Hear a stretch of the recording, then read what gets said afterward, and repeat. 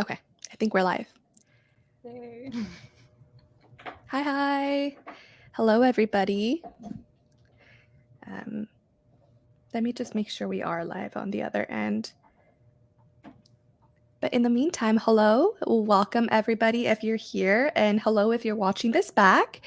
Uh, this is going to be August book club pick for the Latin Translation Book Club, and we read The Twilight Zone by Nona Fernández. I have the lovely Andrea here with me. And Andrea, do you want to introduce yourself? Sure. I'm Andrea. On YouTube, I'm Book Ramble, and on Instagram, I'm Page Cactus. I like reading a lot of Latin American fiction, so I was super excited to dive into the Twilight Zone this month. Do go check out Andrea if you haven't.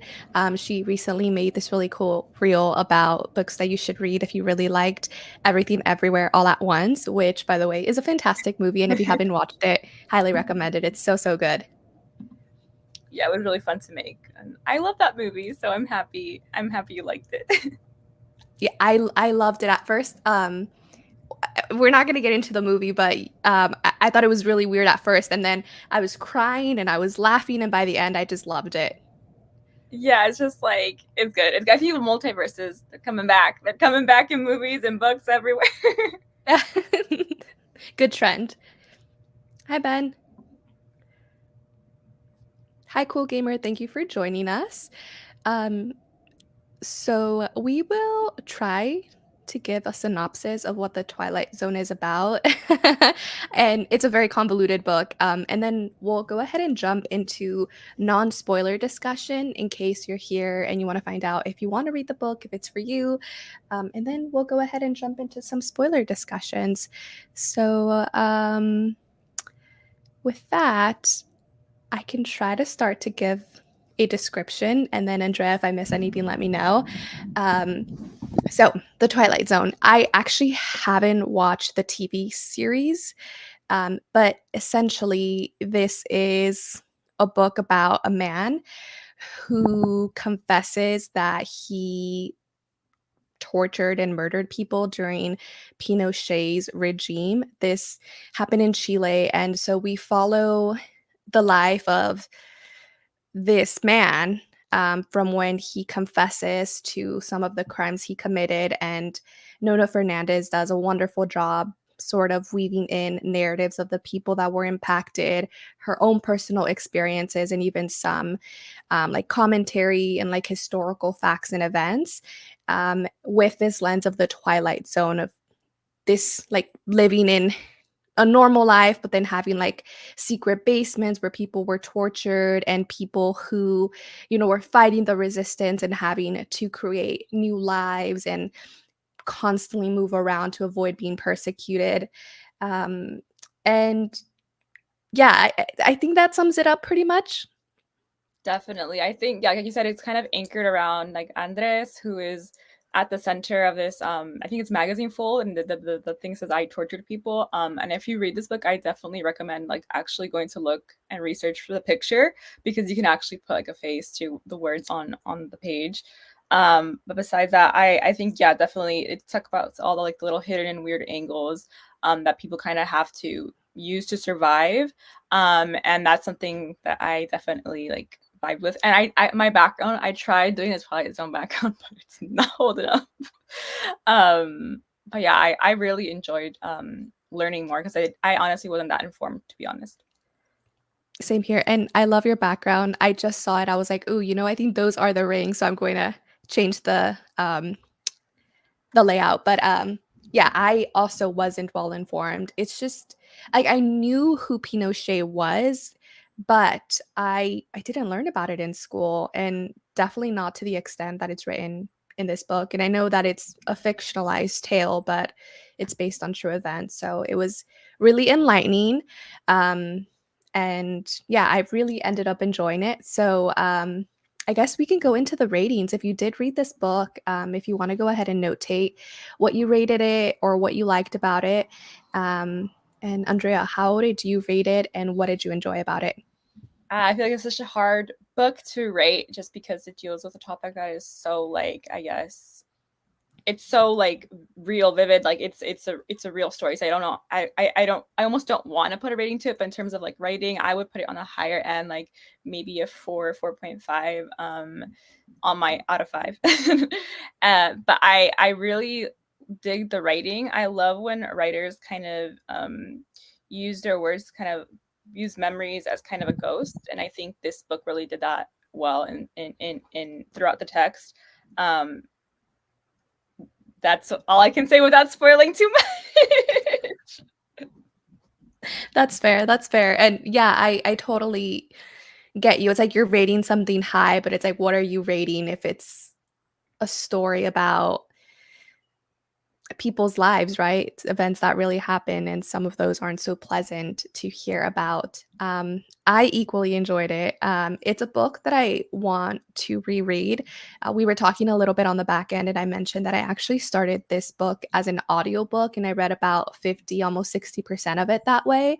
And the first, I would say 10, 15%, I was really confused because it doesn't follow a linear format.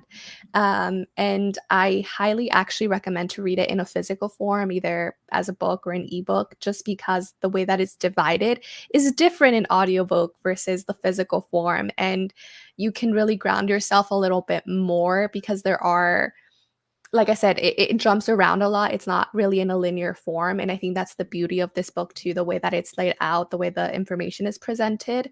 I thought that was fantastic. So I definitely say to go that route if you're interested in reading this one.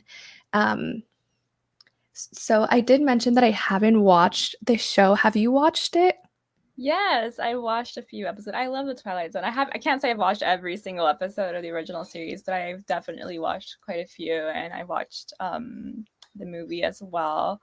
And I'm a big fan, which is I guess the first reason why it came to my attention. I was like, oh, I'm like, I wonder what this could be about. And when I read the synopsis or the back cover of the book, I was like, this sounds a really interesting lens to learn about this issue that happened in Chile.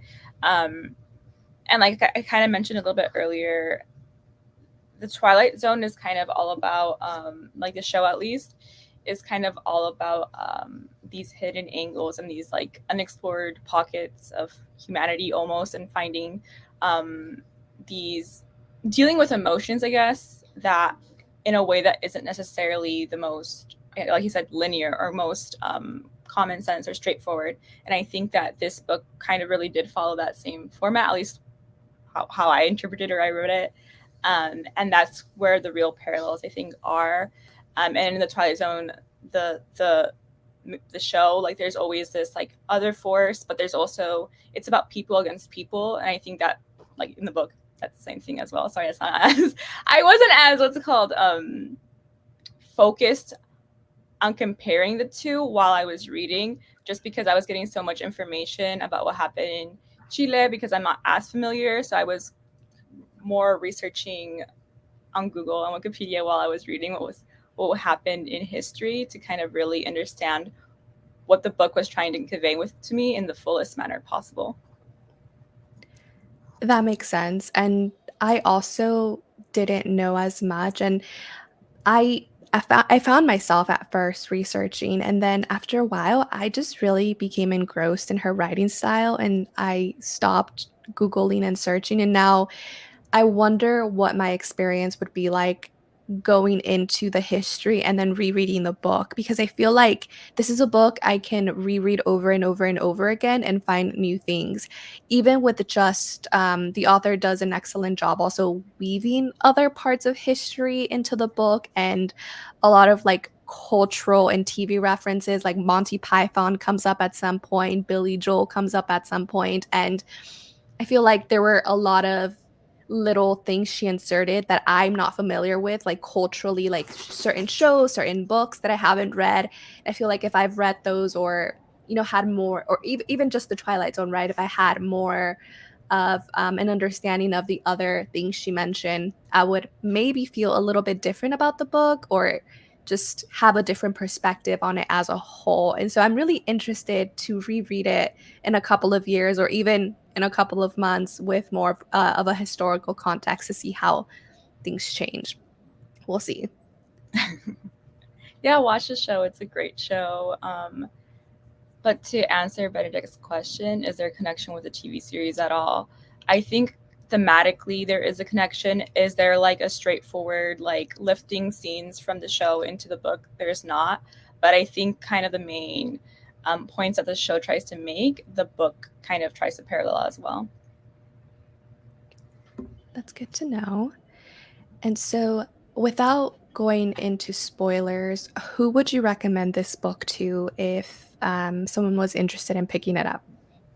I think definitely someone who is really interested in learning more about history, specifically Latin American history, and how I guess history, how the U.S. in a way has affected that history in a way, like because of Pinochet government. I think I read somewhere that was kind of supported by the U.S. government. So I guess if you want to want some backstory on like the actual people instead of seeing numbers, I think a lot of times you kind of forget the humanity, you forget empathy and sympathy for people when you see like just a straight up number. And this book kind of really grounds you into these really interesting like short vignettes of people and the things that they suffered, the emotions that they felt in the moment. So I think if you're interested in history, if you're someone who, again, I mentioned briefly in the beginning, likes reading books that kind of deal with the idea of memories as a ghost, memories as something to kind of show a different reflection, I think, of humanity, I think this is a good book for you. If you're looking for a book for Hispanic Heritage Month coming up next month, I think this would be a great choice. Or if you just want a book that's kind of like a historical, it's not straight nonfiction, but I think it's like semi nonfiction. I don't know the correct word for it, but if you're looking for something that kind of really captures the feeling of a specific time period and a specific place in history, this is a really excellent book to read. Beautifully said. And also, yes, plug for Hispanic Latinx Heritage Month, September 15th through October 15th, in case you're looking to pick up books. Not that that's the only time you should be reading books by people of color, but if you want to get started, I would just add to that, yes, very theme driven. If you're someone who really likes, I guess, like really character driven books or plot driven books, it's this doesn't really follow that format. It's a very interesting format. Andrea mentioned it feels like a series of vignettes that are interwoven into the plot, but you don't really have a direction in which the plot is going. So a little bit of experimental writing. The writing style is, you know, very easy to digest and read, but still very beautifully laid out. Um, and I completely lost my train of thought for some reason. Um, yeah, I think it was I I think it was beautifully done, and highly recommend you check it out. But with that, I think we can go ahead and go into the spoiler section, unless there's something else that you wanted to talk about, Andrea. No, I mean, if you're a fan of books like by Samantha Schweblin, or even I think Fernanda Melchor blurbed this book, this is definitely the book for you. Like it kind of follows that same kind of vibe, definitely. Sweet. Thank you. So yeah, with that, we're going to go into the spoiler territory. So, one question: would you recommend it to somebody who's completely not into history? I don't know. I think it's a book that it's definitely like you said, it's not chronological. You're not going to get like a full like here's how it starts, here's how it's end, here's like the giant thing that happens in the middle that like spurs entire third act. Like if you're looking for a book that's really kind of like traditional in that sense, you're not going to get it from Twilight Zone. And I think if you're someone who really enjoys that kind of like structure, you might not enjoy this book as much. I think you might feel like it's dragging in some parts because of that. Definitely. I remember the thing I was going to add earlier too is that there are heavy topics that are covered in here, but they're not explicit. Um, well, at least not to the sense of like every detail being covered. So if you're someone who doesn't like gore or explicit content, I think this is on the pretty safe side. Like you do learn about some of the horrendous things that happened during that regime and during that time period, but not to the extent where it's gratuitous, I would say. So, and would I recommend it to someone who's not completely into history? Yeah, I would say give it a try. Andrea mentioned it doesn't read like a nonfiction book, but there is a lot of history interwoven, but also a lot of cultural references. So you might pick up on some of the things that maybe I didn't pick up on because I don't watch a lot of TV or don't read other types of books. So I would say give it a try, and if you don't like it within the first 20%, then you probably won't end up liking it because the writing style doesn't change and the way that the book is formatted doesn't change either. So I'd say at least give it a try. Definitely.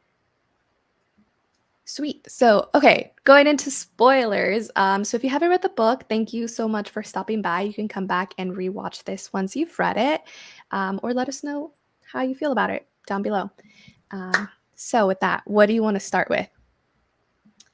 Okay, so I think we could start at the beginning. I wanted to ask you about how you felt with the narrator, because I guess we never really get a good grasp on like who the narrator is. Like we assume it's like the writer, but like there's never, it's like a kind of like a like almost like a third eye just like in the background. Like, you never really get a like good sense. I wanted to ask you like your thoughts on the narrator and who you think this could be a composite of. Yeah, and like I know you said start at the beginning, and I'm already going all the way back to the end, but at the end where she was like, where she's visiting him at the beach Yeah, and yeah. she's like spying on him, I was like, wait, what? Because that completely caught me off guard. That maybe there's like some time travel weird elements going on here. But yeah, from the beginning, I thought the narrator was the writer for the magazine who was taking in the what is it called, the testimony, I guess, of the man who murdered people or tortured people. um so I thought it was her all this time. What I thought was going to happen is that she was going to be connected to him in some shape or form, just because of the intimacies that she spoke about, his journey and the people that were impacted. So I thought she was going to be related to him in some way or connected with him in some other way. But yeah, I really enjoyed the way that this was narrated and written and her perspective, because she built in her own personal experiences. She talks about, like when she went to school and other people that she met, but also wove in narratives of other people. And what wasn't clear to me is if she knew these people or if she just read about them like in the newspaper and then created her own idea of who they were and interwove that into the pages. That's what I wasn't clear on. Definitely. Well, when I first started reading it, just because of the title, in the show, The Twilight Zone, you kind of have Rod Serling, like you have the presenter kind of introduce these episodes. So that's kind of how I went into the book. But I think, like you said, those little details with like these people that she may or may have not gone to school with, like all these things. I was like, wait, how into it are like how into it is the narrator actually like into it, for lack of a better word.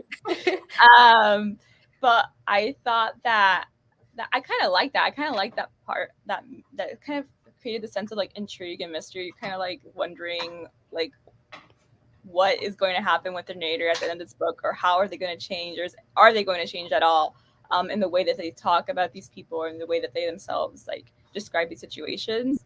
So I just thought that they were super interesting, and I don't think we ever learned their name explicitly, I think. So I thought that I was Yeah, I don't think so either. And I thought it was a really crafty way to present this, because I feel like when people approach historical events, there's either and she mentions this throughout, like there's either a good side or a bad side, right? It's very black and white when we think of historical events, especially from a Western perspective of who was right and who was wrong. And I think by inserting pieces of people's lives, but not necessarily having a straight connection, like this was my uncle, this was my aunt, this was my intimate friend.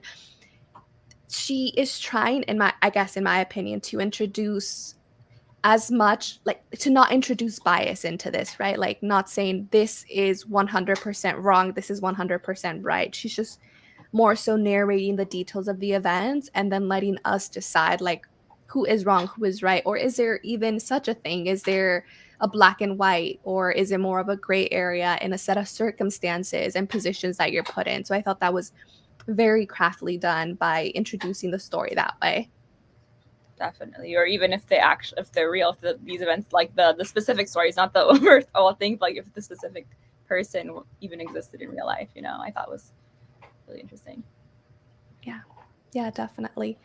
One of the things that really stood out to me was, and I don't remember what part of the book this was, but she talked about, was it the four soccer balls? Or, and she talks about how, I can't remember if they're soccer balls, but she talks about how there's four laid out, and when people look, they're only focusing on one, and then you kind of start to get more of a broad view of things and you shift to what was actually there rather than, am I making sense?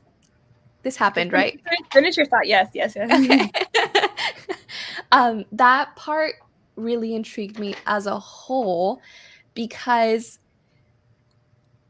it's like it applies to everyday life, and it just made me think about times just in my life or even now with like current his historical events that are happening, like how we are very focused on one particular arena, one particular era, and maybe we don't always get the full picture, the full view of everything. And she followed up with that on when she talked about like the German vessel, right, where they came up for air and the British sailors were pretending to be just like just people on vacation, and how that kind of brought their demise. So I just found that super, I don't know, eye-opening for some reason. Just the way that she laid out that metaphor, it just really made me introspect a lot on my own biases, I guess, and the way that I think of the way of information that's presented to me, if that makes sense. I don't know if that was coherent or not.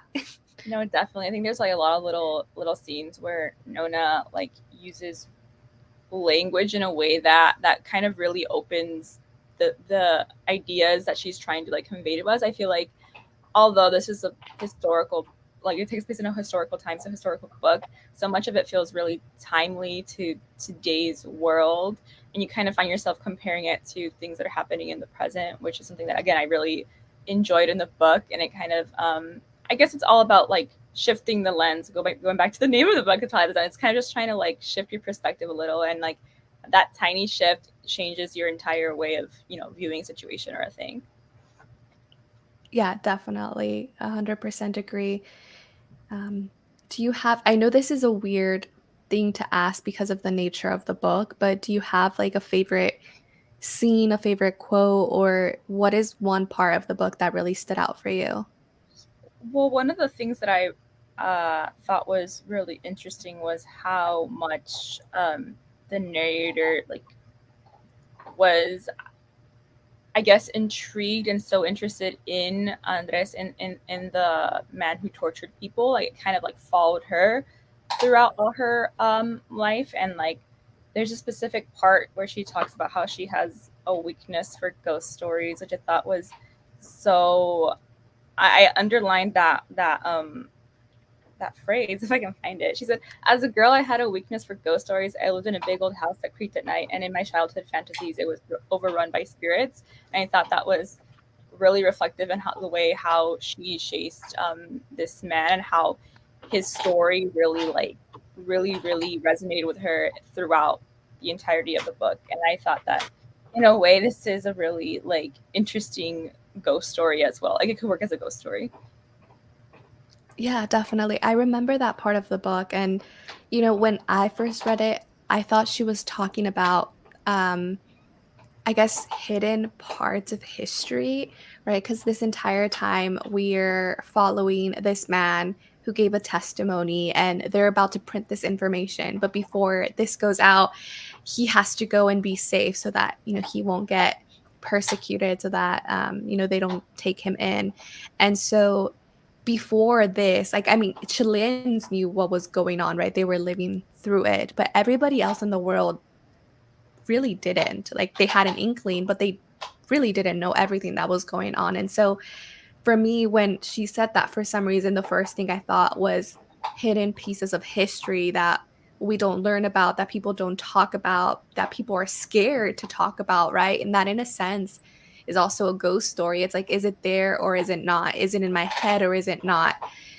Is my fear, which is valid, but is my fear, well, is it well placed or is it not? Because you hear, especially living in a dictatorship, right? You hear of people going missing and disappearing. But like, is it really happening or are they just moving away? And you maybe want to think, right? Like, oh no, it's all in my head. It's not really happening. And you start to ignore the signs and you start to ignore these things. But it really is happening. But and that goes into the Twilight Zone again, right? The is it really happening? Is it not? Is it a pocket? Is it not? So I found that super interesting. Definitely, especially how later on she speaks about how so many of the missing people don't even show up like in missing people records. Like there's just nothing there. Like they're gone, but like according to like all paperwork or all documents, like they never even went missing because they didn't exist, you know. And it's kind of like going back to that whole like ghost and invisibility. And I just thought that was such an interesting, I guess, way to compare it. I also highlighted another part where she said, "Words written in dangerous ink turn against the owner, and words written in poisonous ink turn against whoever reads them." And I was like, that is such, I don't know. I just thought that was just such a great like phrase, and I just double highlighted it and something to really like reflect on because I feel like it's so true. Is that the part where the man boarded the plane? And I don't think he was giving a name. I think he was just a friend. But that's from the part, right, where he's going on the airplane, traveling with Yeah, his documents, and he reads them. yeah, it's near the end. Definitely, it's almost at the end, but it's talking about the airplane, the reporter's friend. Yeah, Can you but repeat that quote one more time? sure. Let me. I lost my place. Um, it is words written in dangerous ink turn against the owner. Words written in poisonous ink turn against whoever reads them. I feel Dang. especially for this dictatorship that was super relevant. I was just like, wow. I was like writing. It almost feels like we're discussing art or poetry. Like I feel very poetic just discussing, the I book. think it's book. It's just the nature, the how it's written. Like I feel like the words are really, they feel really like again poetic. Like they're really like waxing poetry almost. You know, it's just the nature of it kind of invites that type of conversation. I think. I agree. And I didn't mention this at the beginning, but this is translated by Natasha Wimmer. So, quick question for you. So, since this is a book club based on translation, I haven't read any other translations by Natasha Wimmer, but I heard that she's very highly lauded. I think she translated some of Bolaños's books. But have you attempted to read this book in Spanish, or did you read it in Spanish at all? And do you have any thoughts on the translation itself? I haven't read it in Spanish. I would definitely be interested in reading it in Spanish. I just haven't. I read it other translated fiction before though, and I feel like this one definitely stands out higher than some of the ones that I have read. And I think that the translations for me felt really well. I haven't read the original Spanish, but it felt really well. Like you felt like sometimes when you read a translated book, there's like almost like a film between the original language and the translated language. Like you feel like there's something like a wall almost that's kind of blocking those emotions that are conveyed in the original into the translated version. And I think we didn't have that problem in this one. I feel like it really flowed well nicely into the English, but I would have to definitely go back and check out the Spanish to see if my gut feeling is right. Yeah, I haven't read the Spanish either. It it didn't feel. I don't like saying this because I feel like people use this as a um, like it's like a negative saying. Like this doesn't feel like a translated work, as if translated works aren't well polished or well written. But that being said, it didn't feel like a translated work. Like it felt like it was written in English for some reason. And there was like you said, there was no clunkiness to it. And even the way that the characters and street names were incorporated, right? Because they were in Spanish.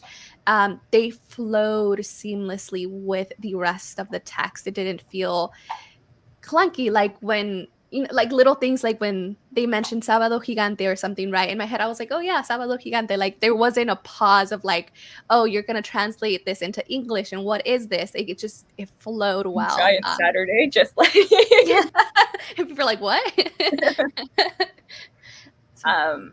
But I think I'm reading the back page. She also translated two of Nona's other books, so I think that might no one other. She translated Space Invaders, which I think came right before this, which I think might have helped kind of create that seamlessness.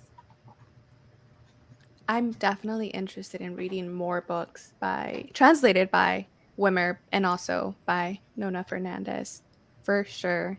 Maybe I'll read the next one in Spanish. We'll see. Yeah, there you go. Right. um, was there anything else? Was there anything that you didn't like about the book, or anything that felt that either was left unexplored or that you had more questions about? Not necessarily. I think it was left unexplored, but I almost wish there was more italicized portions of the book. I know we talked about this a little bit earlier, but I thought that we could have had a tiny bit more in the italicized portions, just because I think the writing style in the italicized portions of the book are different from like parts that aren't italicized, and I'm just was super interested in that contrast between the two. But I think that was my only real comment. And so, was that written? This is where I had a question. Was that supposed to be the thoughts of the man who tortured people? Because I couldn't tell the difference in the audiobook. Like, it does sound differently, but the narrator was the same. And because we didn't go from the zones, it was like chapter one, then it's like chapter two. I couldn't like visually see, the difference. And because the narration also jumps around a lot, I couldn't actually distinguish those italicized parts until I picked up the ebook. So now that once I figured out that it was italicized, I was like, oh, is this their narration from the man who tortured people? And that's what I'm guessing it is, but I wasn't sure. That's what I'm assuming as well. I feel like there's an interpretation of this where you can kind of think of it as mostly his, but part of hers as well, as it kind of like these melded thoughts, just because they become like her thoughts kind of become so intertwined with his, just because she's researching so intensely. So I felt like as I was reading it, I felt like it kind of became the both of them, and it reminded me of this book. I always bring this book up, but it's called Antigona Gonzalez. It's also a translated book. It's about it takes place in Mexico, and it's poetry, and it also kind of follows that same style in the italics portion, where like you really get into the thoughts of the speaker. It's about a woman whose brother goes missing in Tamaulipas. He gets disappeared by narcos and the government, basically.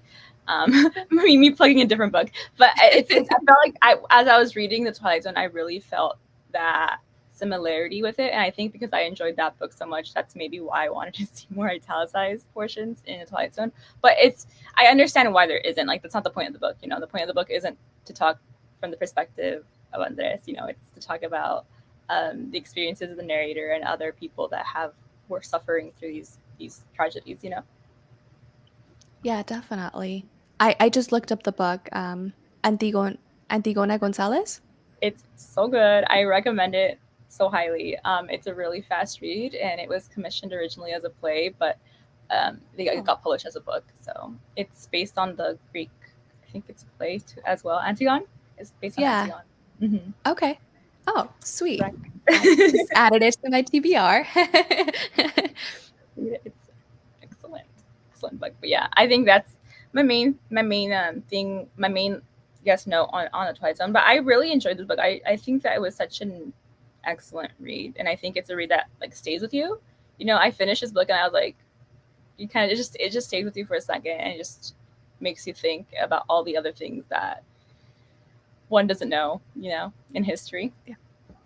Yeah, definitely. It's one book that I finished and I immediately wanted to start back at the beginning and reread it. I really, really, really, really like this book. Um, I think the only part of the book that maybe not that I wanted to know more of, or not that I thought was there was anything wrong with, but it was like maybe a little bit even overwhelming was the end, and we slightly touched on it too.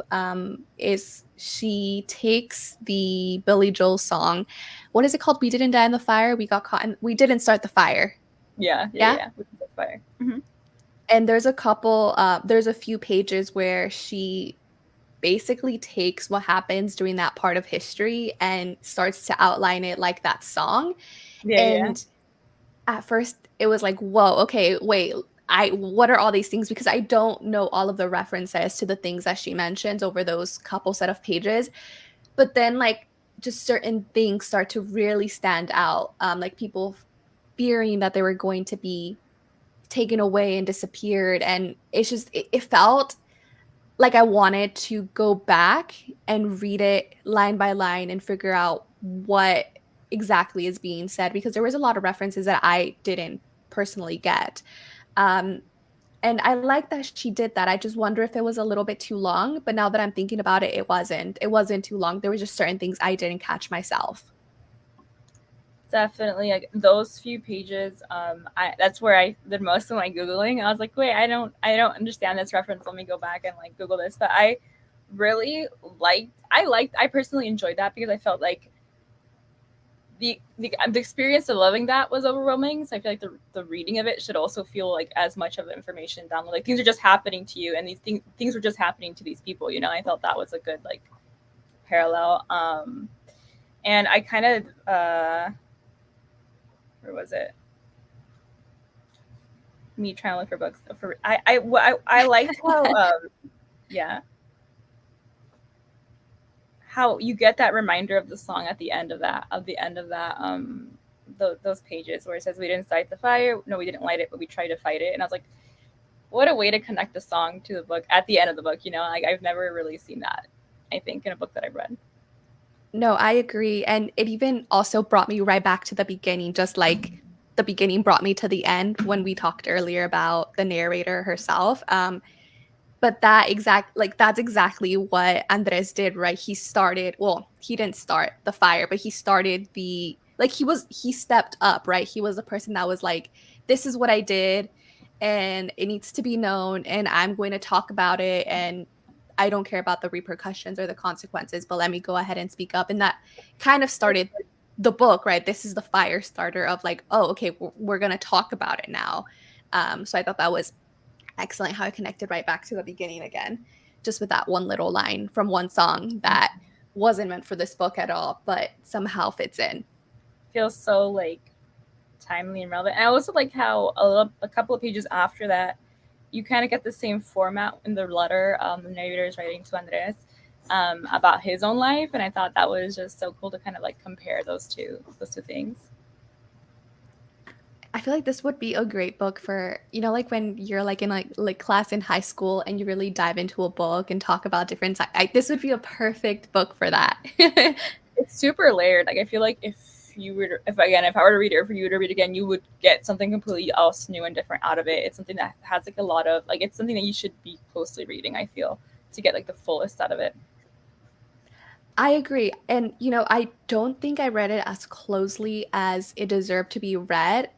And part of that is because it's such, in my opinion, an engrossing read. Once I started listening to it and then picked it up, I couldn't put it down. I just kept reading and reading and reading and reading because I wanted to know what happened to these people. I wanted to know what happened to Andres. I wanted to know what happened to our narrator. I was just engrossed. And I think part of what I want to do when I pick it back up again, whenever that may be, is really take my time with it and really understand the different layers that she wove into it, because it's definitely, like you said, one that deserves a slower, more intentional read. Definitely. I mean, I kind of went into the book a little without knowing anything. I knew that like the main synopsis, but I didn't know how that story would be told. So as I was reading and getting through the pages, it was constantly surprising me in the ways that it was using different like literary devices to like tell its story, because I just wasn't expecting anything. Basically, I felt like I was in the Twilight Zone, just like walking into the dark with this book, but being like anchored by this event that had happened. Isn't that the best too? Like when you walk into a book not knowing anything and it just like more than pleasantly surprises you, you're just like, whoa, I love this. That was definitely how I felt too. Really, really enjoyed it. Yeah, I was like, I just love that. I was like, I'm someone that's very pro spoiler. I love like researching everything about a book beforehand. But for this one, I was like, no, I'm not gonna do anything. I'm gonna follow the title of the book and just go into it. And I like that. I think that's the best, or one of the better choices. Definitely though, do research what's happening. If you're not familiar with anything in the Pinochet government or in Chile, like do that research after or beforehand or whenever, because I think it's really important to really get a great understanding of it. I agree. And I am definitely going to do more research after this because I don't think I know nearly enough. And I try not to spoil myself before going into books. So I didn't do any research prior. So that's definitely something that I'm going to do. Um, I know that maybe we should have talked about this in the non spoiler section, but um, I mean, it's not heavily laced with Spanish like some other books are, where they really mix the two languages. There are certain street names and, names that are in Spanish.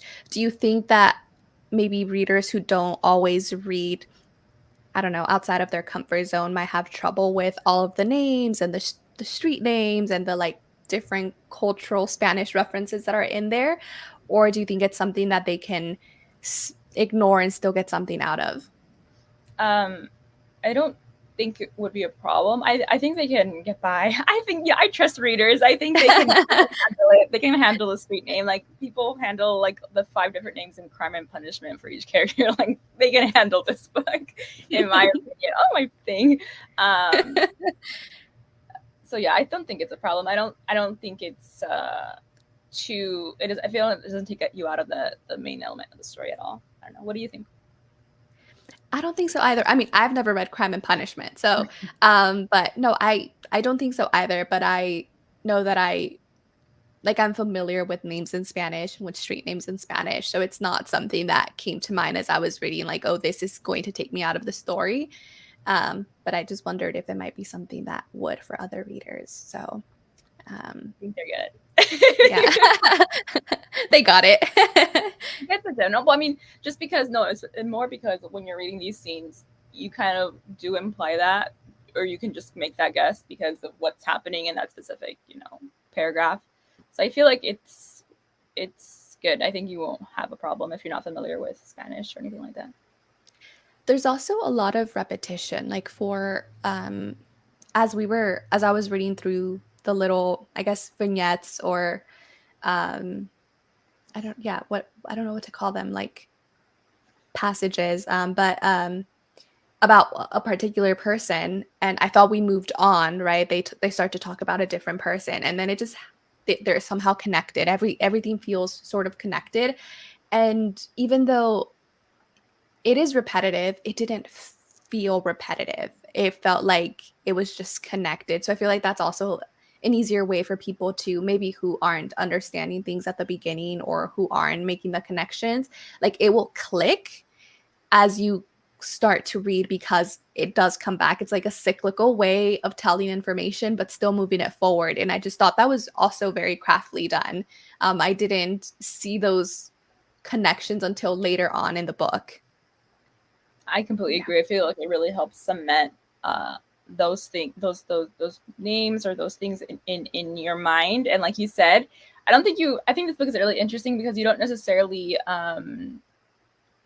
feel it when you're like you said, you don't necessarily click or connect with everything while you're reading it, but once you finish it, you're like, oh, you're like, that makes complete sense. It's like a collection of just understanding at the end that I feel feels really like natural, but not necessarily something that you're constantly keeping an eye on while you're actually reading it, if that makes sense.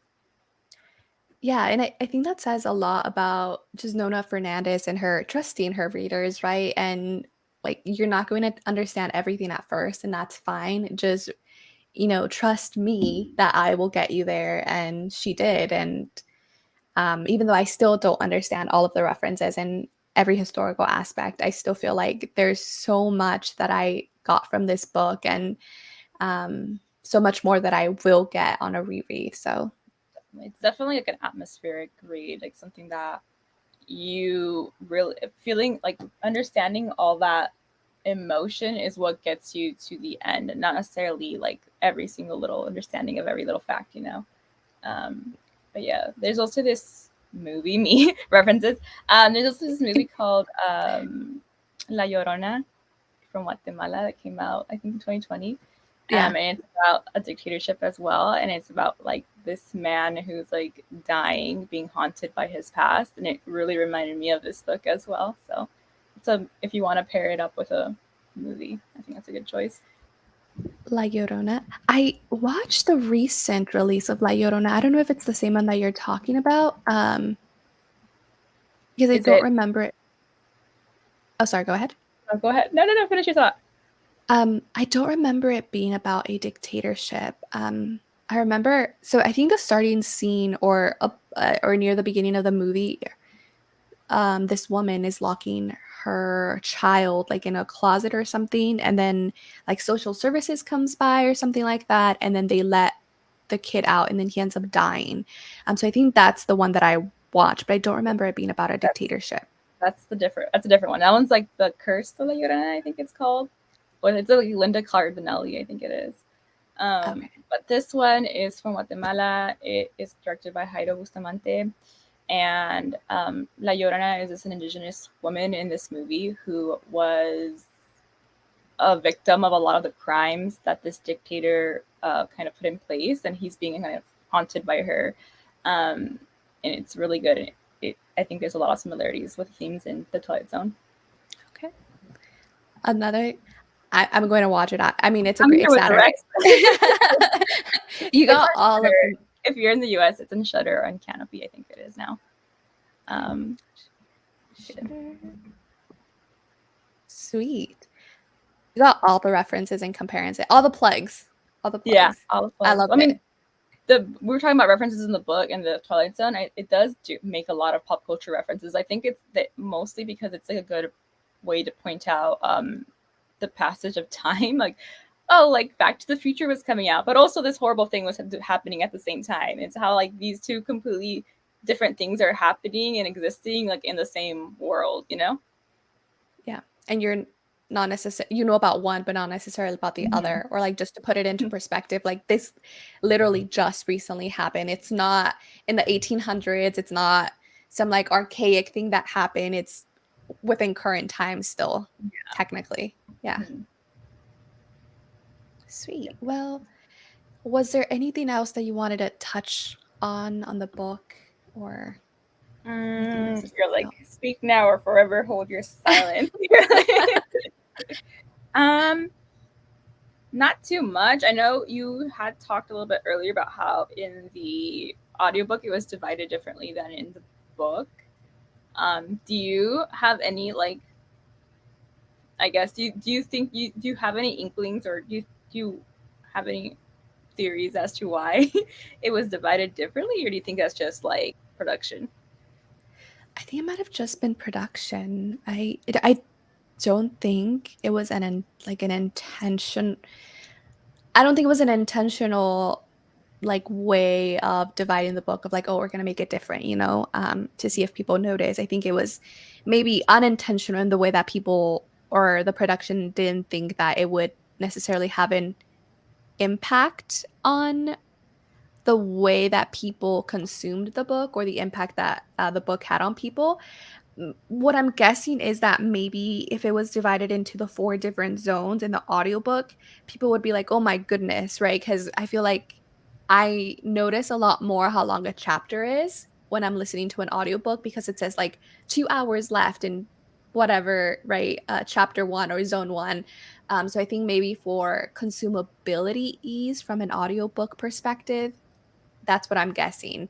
It's Mm-hmm. just more digestible when people look at an audiobook and see, oh, chapter 1, 40 minutes left versus chapter 1, 3 hours left or something like that. Definitely, that makes complete sense. I was like, oh, that's so interesting. And I don't know if we mentioned, but the four zones are entry zone, contact zone, ghost zone, and escape zone in the book. So I thought that was interesting that it was shifted a little bit in the audio version. And also this book apparently is a National Book Award finalist, which is cool. And well deserved. If it didn't win, I kind of want to pick up the book that did, because this was an excellent read, and I think that is well deserved to be on that finalist list. Definitely. Hard agree. Since you did mention the zones, do you think that's referring to Andres's journey, or do you think it's indicative of something else? I connected it more to a reference to the show, to the Twilight Zone. And kind of you're slowly becoming more and more like engrossed in the sphere. You're getting deeper and deeper into it. But I think you're right. I think you're right as well. I think there's completely a way to. I just wasn't reading it that way, but I think there is definitely a connection there. And I wasn't either until I switched over. I completely missed the first two zones, because I listened to them on audiobook and there wasn't, and maybe it was mentioned like for like a split second, like entry zone, but I completely missed it because the emphasis was on the chapters. So I also wonder how they decided to divide up the chapters. Was it like Yeah. 2 chapters per zone? I don't know. I'm going to go back and look back at it later, because now I'm really curious to see how that was divided. But yeah, I didn't know about the zones until I picked up the ebook. So by the time I got into them, I didn't really know what it was referencing or what the intention was behind putting the zones in there. And I also haven't watched the TV show or the movie, so I didn't make any parallels to that. Yeah, I would love to see if there's like an interview with Nona where she gets asked this, because I would think that she would probably like deliver some kind of really great answer. But yeah. Yeah. Well, thank you so much for, joining me on this book club and choosing such a killer book. I absolutely adored it and loved it, and I will be taking so many much of your recommendations on books because they are fantastic. And yeah, just thank you for taking the time to be on here and, reading the book with me. No, thank you for inviting me. I was super excited to read, and I'm glad we both liked the book. And it was a very different conversation if we hated it. But no, I'm so glad that it was such a great read, and I had a lot of fun joining you on and talking about it. Thank you. And maybe we can I'll have you on again if you're open to it. That would be great, and we can keep reading more Latinx books. So, Yay. Yeah. No, I was gonna ask you something, but I didn't want to put you on the spot either. And I already asked you this. Never mind. Oh, good. No worries. Okay. Yeah, with that, we will go ahead and end the live stream. Thank you again for everybody for joining. And I hope that if you made it this far, you really enjoyed the book and found it super interesting, and that you'll pick up more books by Nona Fernández. So, yeah. Okay. Bye, everybody.